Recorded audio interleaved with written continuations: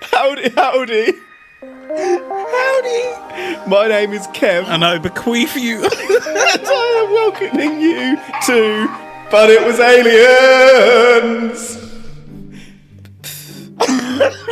The extraterrestrial comedy podcast where we probe real-life alien events to determine whether they really were real. Alongside me today is Granville Moonwalker. Howdy. Today, we head to Georgia. Famously named after King George II of England, who was succeeded by his grandson, King George III, who is the best part of Hamilton. Come at me! But we are mainly heading to the 70s with today's case.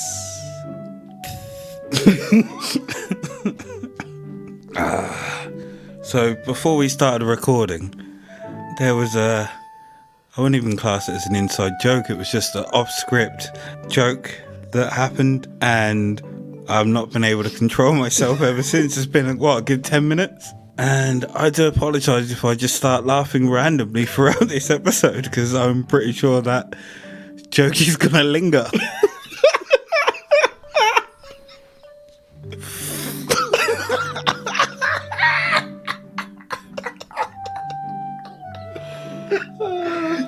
Our listener count is just going down and down. Deep inside Georgia, on a hot, sticky, sweaty night, well, early morning, in September 1977, 25-year-old reliable soldier, Private John Vasquez, Well, we all know, don't we? was called from the barracks to a nearby open field at Fort Benning. This wasn't a daily occurrence as such, so already John was on the edge. John was nervous. Brave, but nervous. A trickle started to run down John's leg, but then John realised that he was a John and sucked that trickle back up. John equipped himself with his prestige-level rifle and combat knife and headed out to deal with this shit. Now, if you've listened to this show before, you know exactly what Johns are like. If you haven't, then Johns are both honourable and trustworthy, which is the total reverse in our books. So I'm going to ask this John in front of me. No questions, Do you sir. vouch for this John?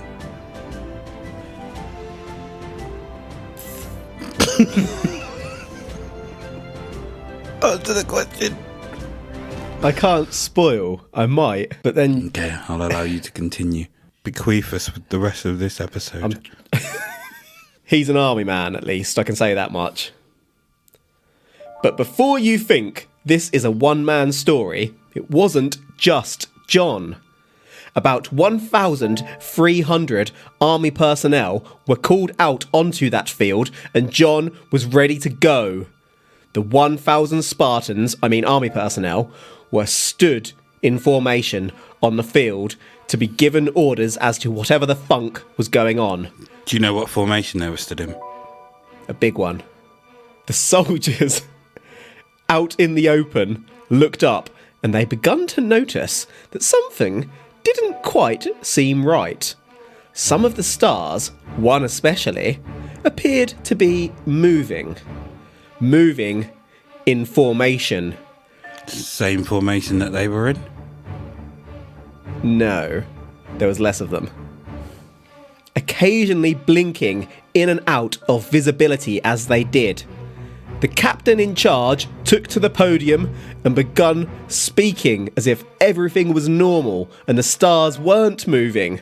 The captain just begun explaining the training drill and how long it would take. At that point, a low rumble begun vibrating everyone's eardrums.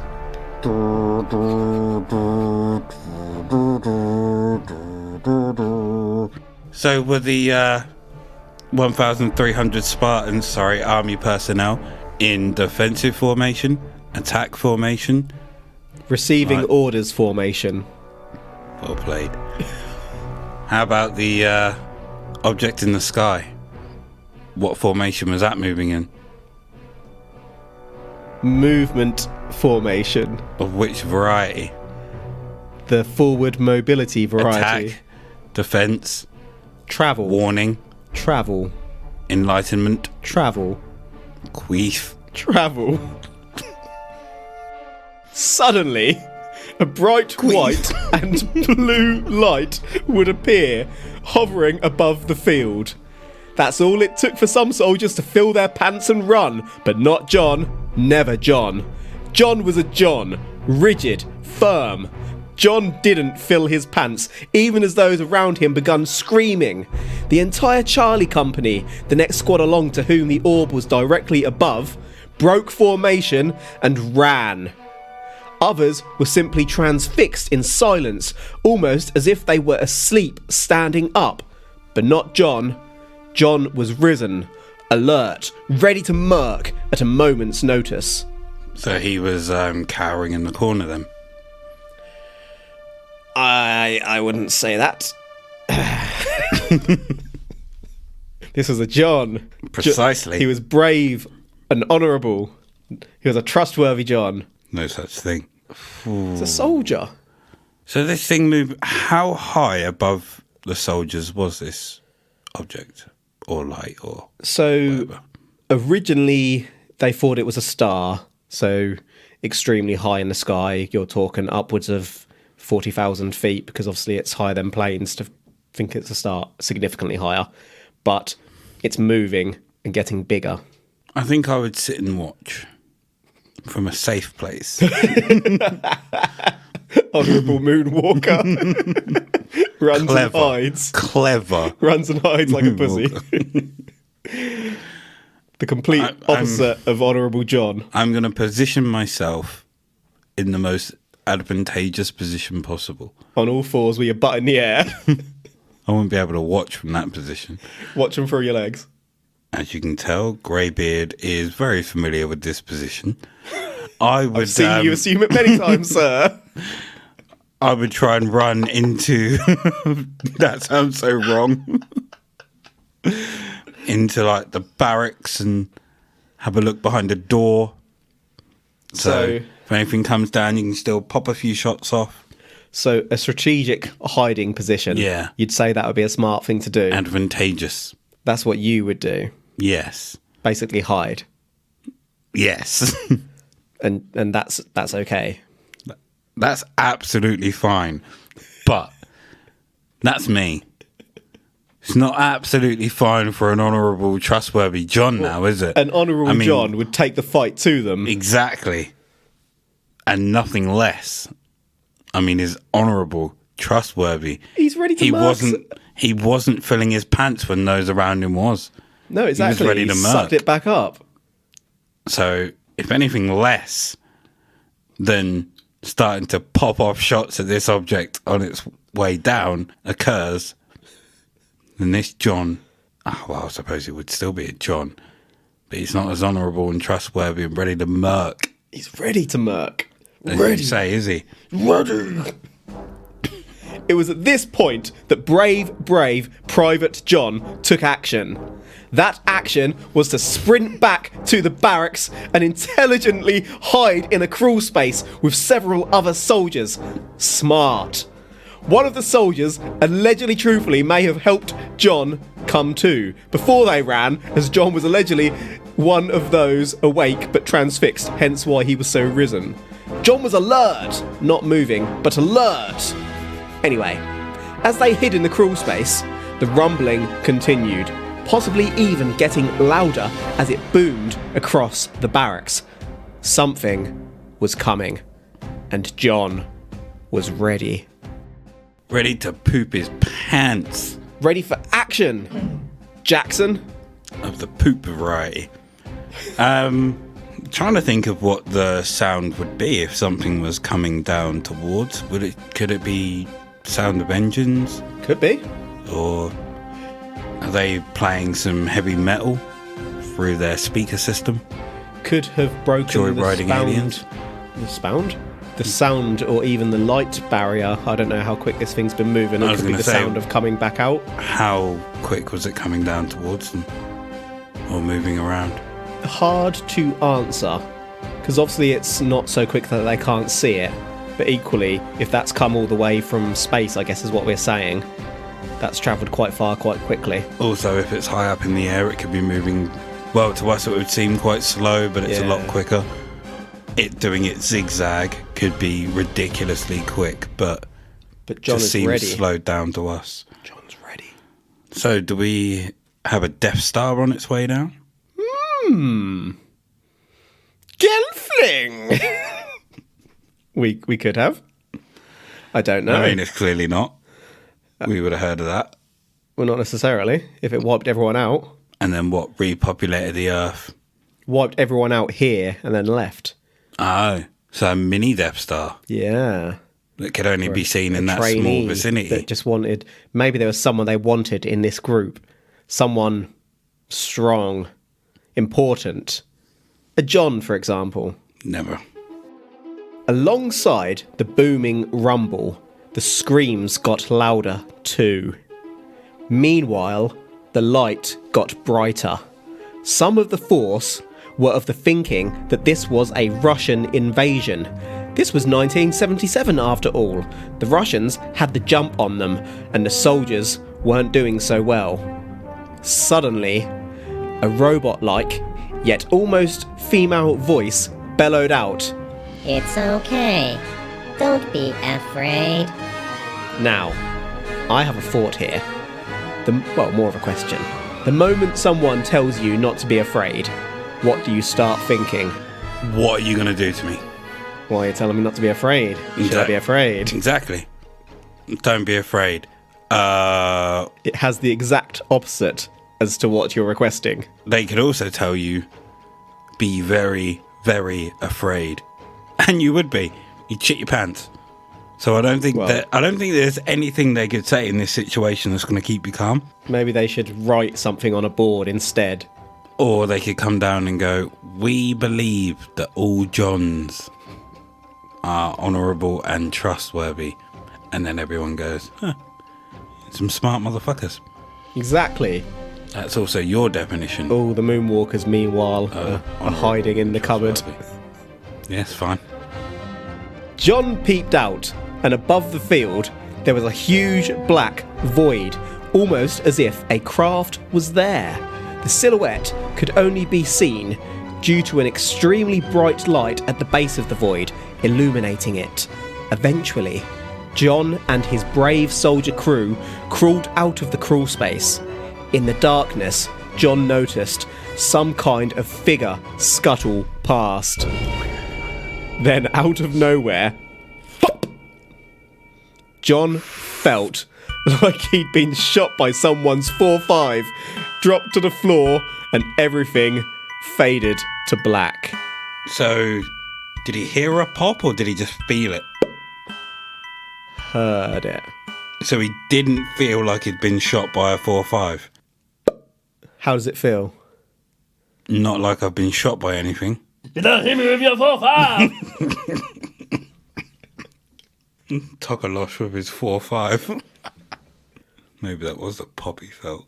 Are you suggesting basically that an alien figure scuttled past and slapped his package on John and knocked him out? I'm not suggesting anything. You gave me the information and that's what you just came up with. You were making lots of comments leaning towards that way. I don't think you'll find I was. I think I'll find you did. John, as he straddled the fine line between complete unconsciousness and some small level of awareness, felt like he was being lifted. Not only that, but John became aware that he was being asked, How do you feel? John had come to and now opened his eyes. John had no idea where he was. John was surrounded by rows of metallic slabs. He got slabbed. John looked down and realised that he was on one of these metallic slabs. We're talking like the Matrix human batteries, only people on slabs instead of in pods. Rows and rows. As John's eyes adjusted, John began recognising his fellow soldiers on slabs around him. John started to panic, but that voice spoke again. Go to sleep. John blacked out again. He got slabbed. Slabbed. So, what was so special about John in this instance that he got asked how he felt? So was there a creature alongside him with the slabs, or was this the voice coming out of At the moment, nowhere? he's hearing the voice, isn't he? He's not seeing anything so far. Do we know if any of the other soldiers heard it? We may get onto that later. Did they hear the same voice? They heard the exact same voice, damn it. So it wasn't... Allegedly. Truthfully. I was going to say, so it wasn't like a device or creature that was able to talk to people in one way and people would hear the voice that was most soothing to them instead of just one voice. It could be, at this point, we just don't know quite what it is. I suppose it could, or even if there were creatures there and we were to see them later in the story, that still doesn't mean that they're not using some sort of robot or device to communicate as you outline. When we capture, like, say, a dolphin, for example, I'm sure dolphins have been captured at some point in life to carry out studies. Do the scientists capture them and go, Probably not. They just send in female scientists so that the dolphins hump their legs? Yeah. Dolphins relax and fall in love. The next time John awoke, he was in another different location, but was still on a slab, unable to move. This time, John could see something besides him. There was a creature. John explained that this creature had a big, lumpy head without ears, a tiny mouth and nose, and big, dark eyes. That sounds like a grey to me. As the creature spoke, its mouth didn't move, so either it was telepathic or the creature had a hole somewhere else to communicate through. The creature demanded that John look into its eyes. Look into my eyes. John suddenly begun tripping balls. John was seeing a vision of himself surrounded by water, no land. Then John saw a massive explosion appearing to destroy an entire planet. Then suddenly, John saw a different humanoid, bald with pale skin, a small nose and mouth, and what John described as liquid eyes. It was wearing a white outfit. John then blacked out again. That is... So I have a picture in front of me of your typical alien grey. Big oval-shaped eyes, 2 little dots for a nose, tiny mouth, pretty much skin and bone with a large head. Physically, they would probably get wailed on. Unless they have telekinetic powers. And then you may be in trouble. And with no mouth hole, that's a possibility. I have a question. Yes. Why would they randomly just... So, John looking into their eyes and then tripping balls. Mm-hmm. Is that a side effect of looking into their eyes, or is that what they wanted to happen? I am going to make a guess that it's probably what they wanted to happen. If you've got all the power and technology to get this far, I'm assuming you can probably control shit. What's the outcome? Like, why would you do that? Scare people into leaving the army? This kind of ties into what we were talking about last episode.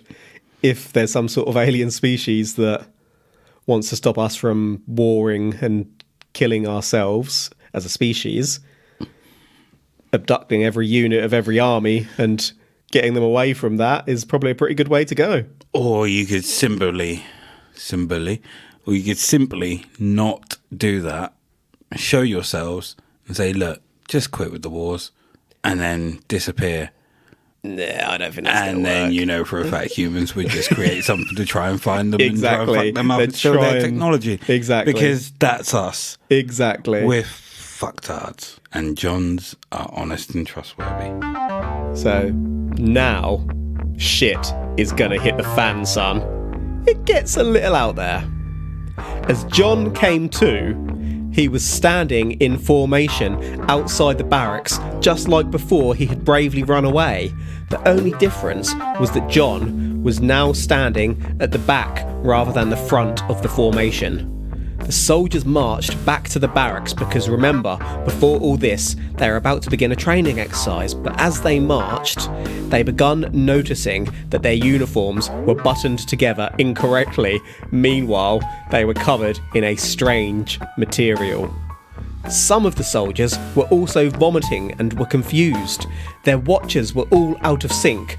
When you're on an adventure, the first thing you do is synchronise your watches. But some watches read 7:30, some 3 a.m, and some 4:45.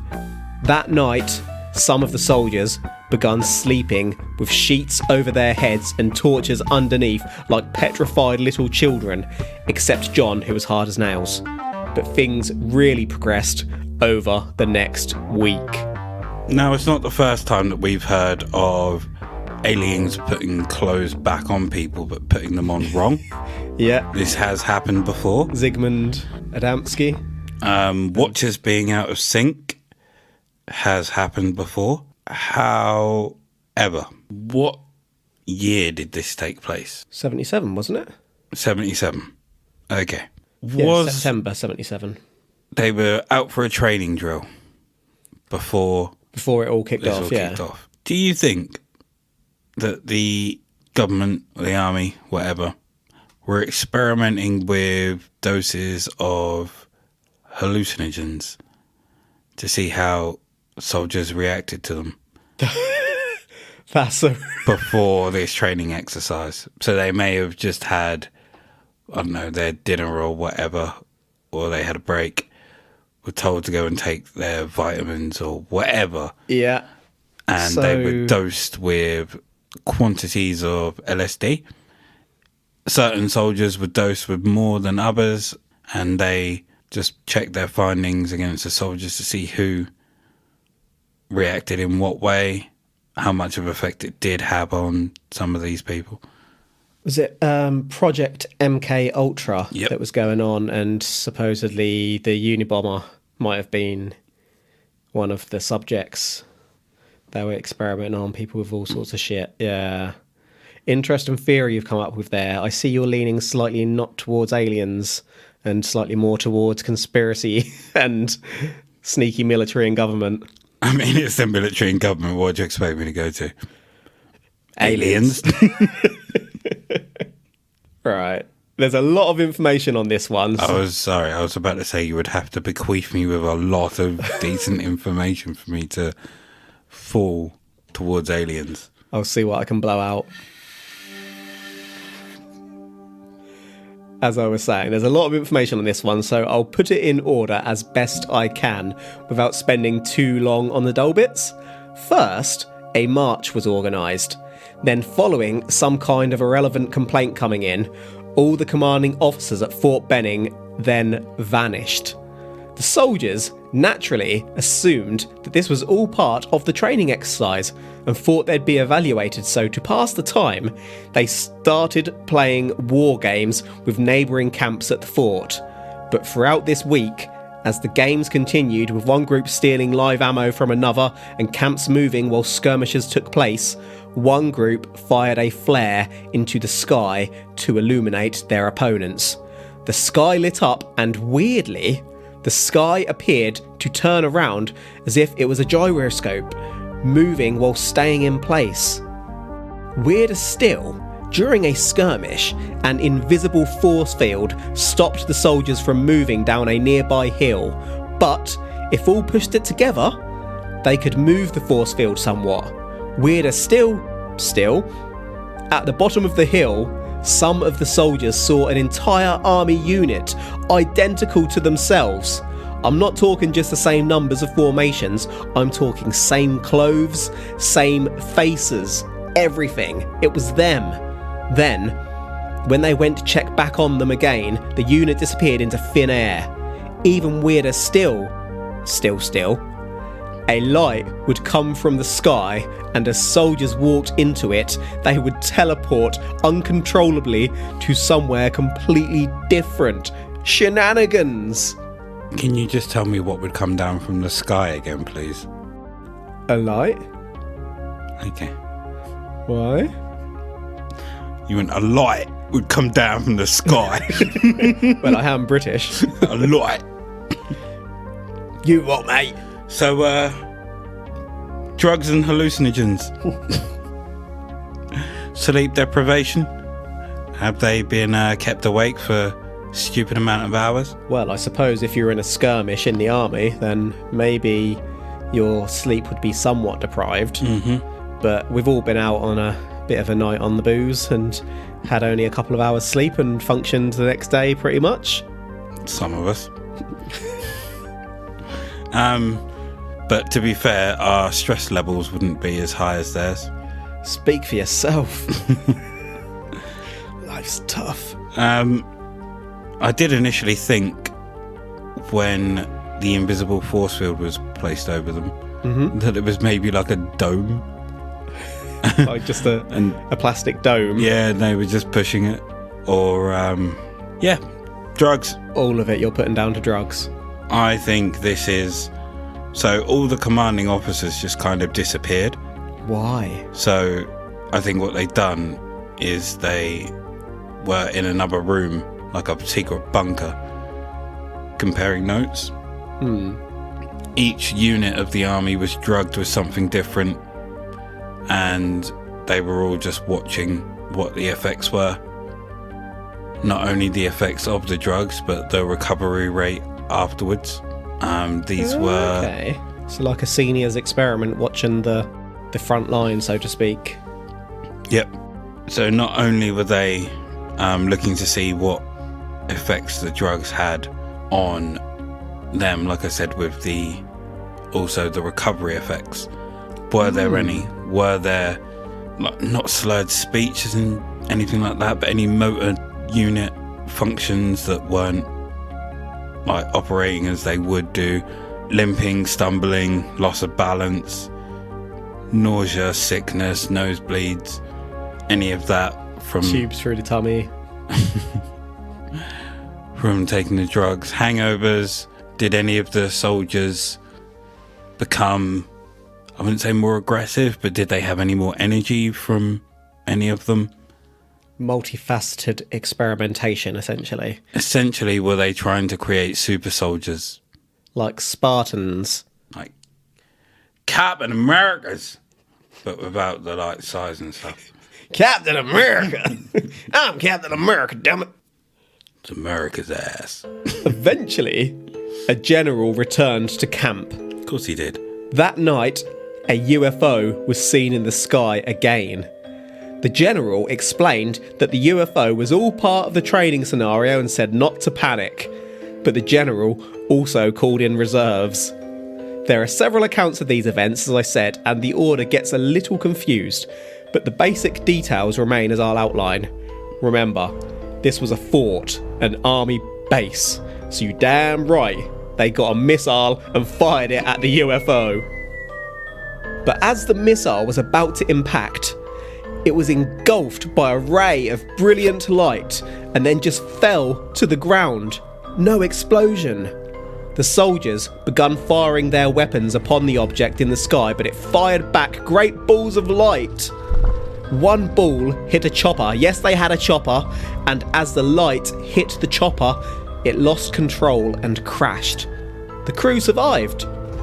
Soldiers, unlucky enough to cross the path of the light balls, immediately developed red welts on their body, almost like some form of radiation poisoning. Missiles, choppers. This is Independence Day now, son. But none of these soldiers were killed by this UFO or its weaponry. It doesn't sound like it, So does there it? they are, trying to murder this hallucination from the drugs and LSD that they're on. Whoa, whoa. And they're witnessing gunfire and spectacular things happening and coming back their way. But none of them die. They're really good soldiers, like John. John was a good soldier. John was a bitch. What's actually going on is they're all wearing VR helmets. This is like early first form of VR. They're playing Halo, capturing each other's flags. Throughout most of this, brave Private John smartly went back to that crawl pit. At one point whilst in there though, John was approached by another creature which appeared to be injured and bleeding. John couldn't begin to process what the creature was. It was a rat. When it touched him, John basically astral projected elsewhere. His mind was gone. Got Doctor Stranged by a rat. With Splinter. Splinter stranged him, gave him the stranger. I haven't been able to find what happened there, but suffice to say, when this was all over, many of the soldiers were psychologically not in a good way. Many had experienced trauma and missing time, and unusually, a psychologist, whom was also female, was assigned to this all-male base. That's basically it though. The ship vanished, the fighting ceased. The psychologist, however, was said to utilise some kind of memory wiping technique on the soldiers, seeing them all over the coming months. John thought something was off, so he actually tried not to see the psychologist. He did not book in for his medical. But one day, in the recreation room, he bumped into her, and the psychologist made him agree to come. As they went to their session, John remembers the psychologist brushing past him, and as she did, he felt a prick as if he'd been injected.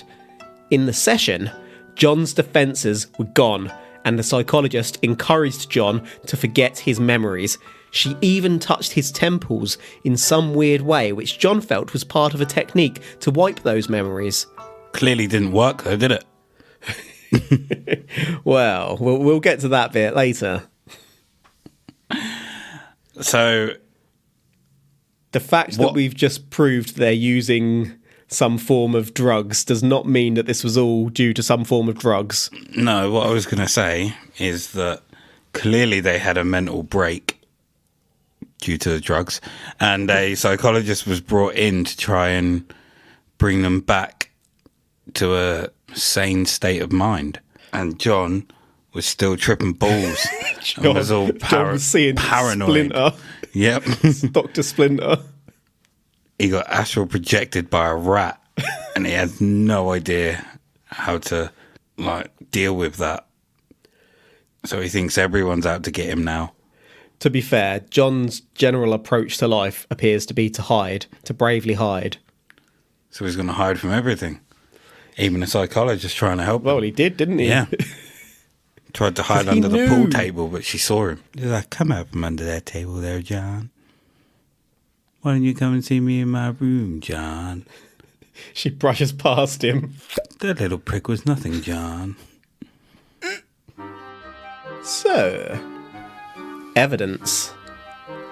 Military documents from this time period inform that there was a rubella outbreak in September 1977, responsible for rashes found on many soldiers. We have documented red welts. Records also show that the nearby Centres for Disease Control and Prevention were never contacted. Rubella is most severe in children or when pregnant and can cause fever, but is not usually associated with hallucinations. Meanwhile, the army would always contact CDP, so why didn't they hear? Meanwhile, the base was rumoured to have had regular weapons exercises known as Joint Attack Weapons System Drills, or just JAWS, whereby around 1,000 soldiers would be gathered as part of specialist high-tech missile or combat training. The military have denied Jaws existed, but a newspaper article from 1993 does mention Jaws taking place in the army. So, Suspicious military activity. Jaws and drugs. You say that like you're telling me what. I've literally just given you this. This is my idea. Well, you gave me the Jaws bit, but drugs, yo. I think the reason they didn't contact the CDP is because it was a trained drill. Possibly. They wanted to see how... Or they were doing some real sneaky bad shit. Human testing, basically, which they shouldn't have been doing, and they didn't want to get any eyes on it. Exactly. Drugs. Moving on to 1989, John begun having dreams. I won't take too long here because you know where this is going. Yes, John tried hypnosis and all these events came back to him. But that's not all. John went one step further and was also able to identify another serviceman whom it turns out also remembered the events as outlined. There was a freaking alien battle at Fort Benning. John also begun collecting evidence, some of which included the rubella cover-up I've outlined. So we do know that something went down. Yeah, we know that these soldiers were made to take part in a Jaws, possibly sleep-deprived, dosed up on LSD, Pricked, other attacked by hallucinogens, rats. maybe mushrooms were put in their food, rub. And, of course, this other serviceman's going to remember it because he was there.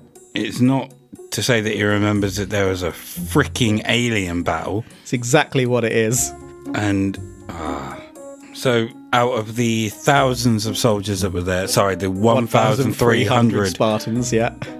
Spartan/servicemen that were there, two of them believe that this is aliens. Two solid witnesses, sir. And one of them's a John.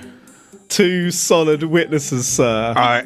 So And a newspaper article. my question is, Yes. the soldier that was found afterwards, what's his name? Never came out. Interesting that. But also he doesn't say that it's a John. Also doesn't say that it's not a John. Indeed. So let's assume it's a John. Just remember, though, that it's John Vasquez. So it's not. I don't it's not, care it's what not is Ultimate John. I don't care what his There's a last name different is. surname there, so he's only half a John. So what's an ultimate John? He's half John John. blood. He's not pure John. The final form. John the Third. Johnny John. John did, after several attempts, obtain a document confirming the Jaws test happened on the day of the alien attack, but then the military denied that this document was legit. Meanwhile, another witness, Sergeant James Norton, came forward on the Kevin Smith radio show in March 2011 supporting the claims. Norton stated that he had physical evidence from the events, a piece of metal debris he picked up off the field after the event with alien writing on it. Norton could not manipulate, break, or burn the metal. Norton could have produced this evidence to prove the alien attack, but he was scared the government would whack him, so he buried it at a hidden location instead. Norton died in November 2011, shortly after his second appearance on the Kevin Smith Show, which was May 2011, whereby Norton revealed that he had been ordered to cease all public statements and begun stating that he was being followed. The cause of death was cancer and hepatitis C. Allegedly. Truthfully. So this piece of metal with alien writing on Yep. is potentially just a piece of metal with another country's writing on. So you admit it exists? A piece of metal, yes.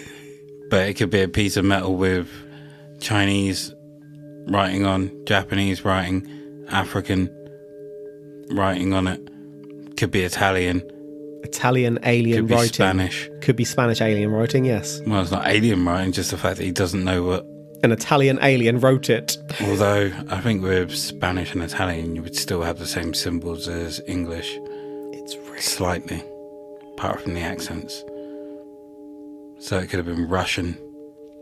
We just don't know. Could be Mayan. Although Mayan metal, that would be pretty cool. Probably would have sold it for money, wouldn't he? Rather than not showing anyone. So, I called bullshit on his claims. That took you a while. Yeah, I just wanted to give you a little bit of time to try and spin your yarn a little bit more. I've still got yarn left. Ooh. Let's look at the man here as we explore other ideas. John has medical records from his injuries which do document that John was a member of Delta Company, 1st Battalion, 1st Infantry. John was indeed a soldier there. Official military documents from this unit, however, do not exist. So we have legit medical documents confirming a unit that the military, officially at least, doesn't acknowledge existed. Why would the military do that? Because they were test dummies. On the sour side, of course, John would go on to co-author a book about this, which would be published around the year 2000. At time of recording, the book, Incident at Fort Benning, has 4 stars on Amazon. Government documentation supporting John's claims is included within this book. It's a full book which we've condensed into one episode. John does kind of frame himself as Arnold Schwarzenegger in the book, but you would, wouldn't you? Meanwhile, reportedly, the media bulletins at the time outlined rogue, armed trainee military groups in the area. We mentioned that the military attempted to cover up that Jaws took place. So was this a secret, twisted military training exercise, or was a UFO encounter covered up? Or do the military train recruits for combat through psychological means rather than actually training them? I never thought of that last one. Maybe there is something to that. Like again, with sleep deprivation, I wouldn't necessarily say starving them, but not giving them enough food and water. Making them cope in real adverse situations. Exactly, and then seeing how they perform under stressful environments. So that you know they can take it when they're placed in... Exactly, a conflict where they may not be able to get that kind of sleep or food or drink or anything like that. You don't want a soldier to break under those conditions. And by hiding in crawl space, John passed this test with flying colours. And he met Splinter. It's interesting that the military don't acknowledge that this existed when it would appear that it may well have existed. Oh, of course they're not going to acknowledge it. Why would you? Well, they're not going to go out and go, yes, we tested our soldiers, like we took them to the edge, or we tested certain drugs or stuff on them. They're just not going to do that. It feels like if their PR people would just be honest, they'd probably have a lot better relationships with the public. I don't think they care. Well, that's why nobody trusts them. As we close out the probe, here's a little recap. We've covered the events of Fort Benning, Georgia, during 1977. 1,300 soldiers were called outside for training when a booming UFO appeared overhead. Some ran, some froze. John bravely hid in a crawl space, but was popped by something and blacked out. The soldiers were collected up by probably aliens, if not future humans, and put on metallic slabs. Who knows what happened on those slabs, but John then saw visions of floods and an exploding planet alongside a grey and a pale, not quite grey? The soldiers awoke, back in formation, covered in something, with their buttons all done up wrong, before a week-long training exercise activity, aka alien battle, commenced. Leadership vanished suspiciously. We had a doppelganger group, a force field, a missile fired unsuccessfully at a UFO, and a chopper taken out by the UFO's light orbs. The battle does end, though, and a female psychologist is then placed at the all-male base.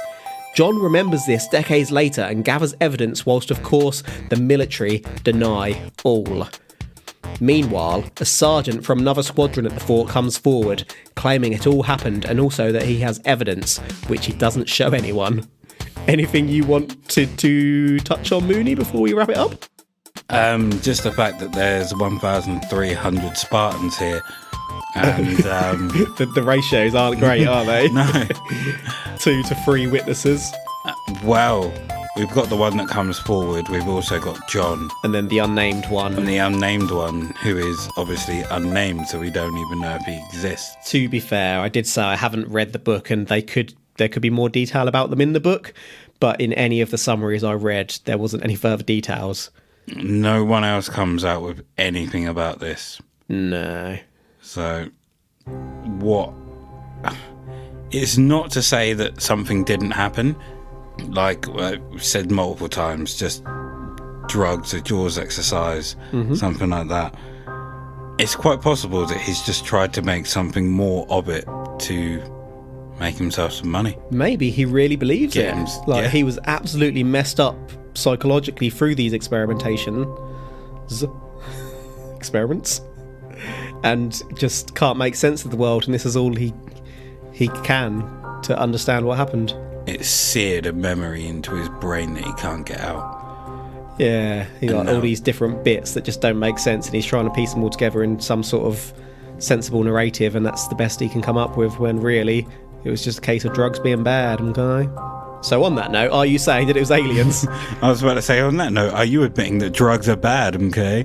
And that's what happened to him? Because I am not saying that this was aliens. However, like we just discussed, it's quite possible that he believes this is aliens. But is it actually aliens? No. I believe this is military shenanigans being military shenanigans. Not for the first time, eh? B. So for me, this one was all going so, well, standard serious, but it was alien stuff, and then boom, we have doppelgängers, missiles, it just kicked off. Ultimately, whilst I don't think it all went down as John claims, I do think perhaps more went down than is publicised at this base, and I don't have any reason to doubt that the Honourable John does believe what he's saying. But to me, unless more comes out, this one is more likely to be a case of military technology and experimentation, as you've outlined, rather than aliens. For now. I'll hold my hands up. I haven't read John's book, as I said, but there are quite a few different takes on this one out there, and it was quite hard to get the order together, but I think we got there. There's also a lot of theories, and I didn't mention a couple, including that the army was secretly vaccinated for measles and suffered side effects, hence the cover-up, as they got it before the public. The MMR vaccine has been among the most successful immunisations in history, and whilst I would love for it to lead to alien visitation, the evidence just isn't there, unfortunately. It doesn't explain all the events. But the military unit vanishing from history when we have legit evidence it did exist is suspicious. I can't say that it's aliens, but it's suspicious. Any final thoughts? 1. 2. And it's not one that I would like to admit. So we both agreed that this is probably military shenanigans, but also that John believes what happened. Yeah. So is this a case of a truly trustworthy John? I think this may well be a Essentially, truly he's not lying. honourable and trustworthy John. Just because it didn't happen doesn't mean that he doesn't fully believe it He's happened. telling his own truth as This- much as he, yeah. This could be the first and only honest, trustworthy John.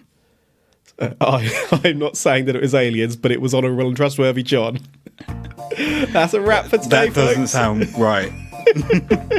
Thank you for listening to But It Was Aliens.